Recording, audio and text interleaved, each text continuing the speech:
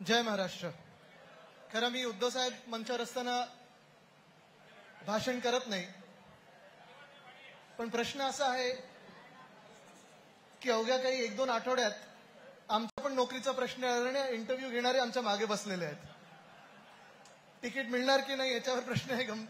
पण गमतीचा भाग जरी सोडला तरी अनिलजी, आपण जे आज हा जो मेळावा भरवत आहात किंबहुना आज हे जे स्टॉल लावलेले आहेत, नोकरी देण्यासाठी असेल, रोजगार देण्यासाठी, रोजगार उपलब्ध करून देण्यासाठी, अरे ठीक आहे, एवढी घाई गडबड करू नका, एखादा मध्ये येतो। पण आज जे आपण काम करत आहोत ते फार महत्त्वाचं करत आहोत। महाराष्ट्राच्या तरुण तरुणींसाठी हा फार मोठा कार्यक्रम आहे।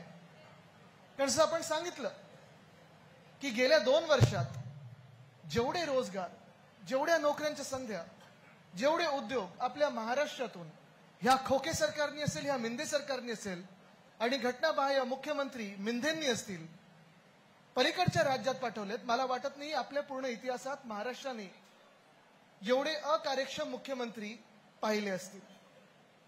गेल्या 5 वर्षाचा जर विचार केला तर 2.5 वर्ष आपले महाविकास आघाडीचे आणि ही 2-2.5 वर्ष ह्या महायुतीचे। आपल्या 2.5 वर्षाच्या काळामध्ये, महाविकास आघाडीच्या काळामध्ये मला आठवतं कोविडचा काळ असताना देखील जून 2020 मध्ये आपण मॅग्नेटिक महाराष्ट्र कार्यक्रम घेतला होता आणि तो मॅग्नेटिक महाराष्ट्र कार्यक्रम जून 2020 पासून जून 2022 पर्यंत आपण अनेक ठिकाणी घेतला, वेगवेगळ्या टप्प्यांमध्ये घेतला। 6.5 लाख कोटीची गुंतवणूक आपल्या राज्यामध्ये आणू शकलो, हे आपल्या महाविकास आघाडीची कामगिरी होती। आणि एकाच कारणामुळे उद्धव बाळासाहेब ठाकरे ह्या व्यक्तीवर विश्वास ठेवून उद्योगपत्यांनी महाराष्ट्रात गुंतवणूक केली। ती गुंतवणूकचा अर्थ काय होतो? गुंतवणूक येते आपल्या राज्यामध्ये येते, कधी FDI मध्ये येते, कधी लोकल इन्व्हेस्टमेंट मध्ये येते।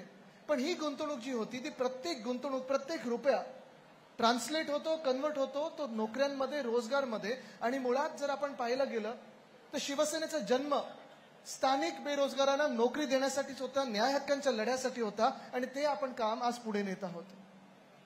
मग गेल्या 2 वर्षात जर आपण पाहिलं खोके सरकारची जी कालावधी आहे, पूर्णपणे ह्या 2 वर्षामध्ये एक तरी मला तुम्ही असा कार्यक्रम दाखवा तिथे खोके सरकारने, कदाचित खोटे सरकार जरी बोललं तरी चालेल, असा रोजगाराचा कार्यक्रम एक तरी घटनाबाह्य मुख्यमंत्र्यांनी घेतलेला दाखवा।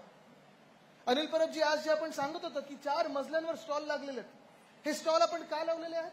हे स्टॉल एवढ्यासाठी लावलेले आहेत की महाराष्ट्रातला जो तरुण आहे, जो बेरोजगार आहे, त्यांना नोकऱ्या देण्यासाठी, रोजगार देण्यासाठी हे स्टॉल लावलेले आहेत। तसंच स्टॉल घटनाबाह्य मुख्यमंत्री मिंदेंनी पण लावलेत।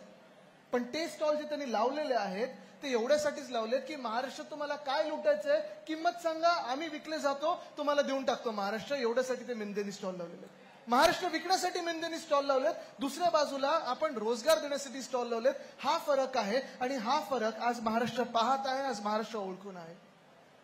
जास्ती मला बोलायचं नाहीये, पण मी तुम्हाला एकच सांगतो, या महाराष्ट्राचे हाल आहे, जी परिस्थिती आहे, मग शेतकऱ्यांच्या तरुण मुलांची असेल, आज जी स्पर्धा परीक्षेला बसतात त्यांची असेल, पोलीस भरतीसाठी येतात त्यांची असेल। कालच एक मी पेपर फाडला, त्याच्यात यादी होती माझ्याकडे आणि ती यादी ह्या गोष्टीची होती, उद्धव साहेब तुम्हाला आश्चर्य वाटेल, पोलीस भरतीसाठी 17,500 पदं होती, 17.5 लाख तरुण आले या महाराष्ट्रातून आणि सगळे जे होते ते एवढे सुशिक्षित होते। कोणी BCom केलेलं होतं, कोणी LLB केलेलं होतं, कोणी MCom केलेलं होतं, कोणी PhD केलेलं होतं, ते कॉन्स्टेबलच्या पदांसाठी आले होते। ही परिस्थिती आज महाराष्ट्रात आहे। याच बाजूला कालिनामध्ये 600 पदांसाठी एअर इंडियाची भरती होती। किती लोक आले आपल्या महाराष्ट्रातून?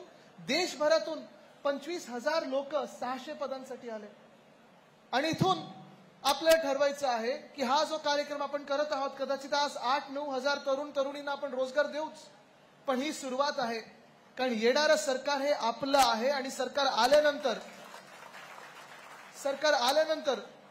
उद्धव बाळासाहेब ठाकरे ह्या व्यक्तीवर विश्वास ठेवून जे कोणी उद्योगपती आपल्या राज्यात गुंतवणूक करतील, होय आपण स्थानिकांना रोजगार देऊच, पण अजून एक कार्यक्रम आपल्याला हाती घ्यायचा आहे, तो म्हणजे प्रत्येक 4 महिन्यानंतर महाराष्ट्राच्या प्रत्येक जिल्ह्यामध्ये असा रोजगार देणारा कार्यक्रम आपण करायचा आहे, जिथे स्टॉल लावू आपण आणि महाराष्ट्रातील तरुण तरुणींना असेल, मग ते शहरातली मुलं असतील, मुली असतील, किंवा गावातले मुलं मुली असतील, खेड्यापाड्यातले मुलं मुली असतील।